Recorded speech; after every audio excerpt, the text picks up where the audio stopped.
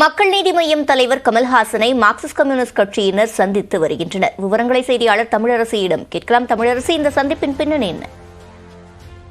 சிவரஞ்சனி, மக்கள் நீதி மய்ய கட்சி தலைவர் கமலஹாசனை மார்க்சிஸ்ட் கம்யூனிஸ்ட் கட்சியின் மாநில செயலாளர் கே பாலகிருஷ்ணன், மூத்த தலைவர் ஜி ராமகிருஷ்ணன் ஆகியோர் தற்போது மக்கள் நீதி மய்ய அலுவலகத்திற்கு வருகை தந்து கமலஹாசனை சந்தித்து வருகின்றனர். குறிப்பாக மார்க்சிஸ்ட் கம்யூனிஸ்ட் கட்சி போட்டியிடக்கூடிய தொகுதிகளில் கமலஹாசன் கம்யூனிஸ்ட் கட்சி வேட்பாளர்களை ஆதரித்து பிரச்சாரம் செய்ய அழைப்பு விடுப்பதற்காக தற்போது இங்கு மார்க்சிஸ்ட் கம்யூனிஸ்ட் கட்சி தலைவர்கள் வந்திருக்கின்றனர். இந்த சந்திப்பு அவரை அழைப்பதற்காகவும், அதே போல ஆதரவு கூறுவதற்காகவும், அதே போல பிரச்சாரத்திற்கு அழைப்பதற்காகவும் இந்த சந்திப்பானது நிகழ்ந்து வருகிறது.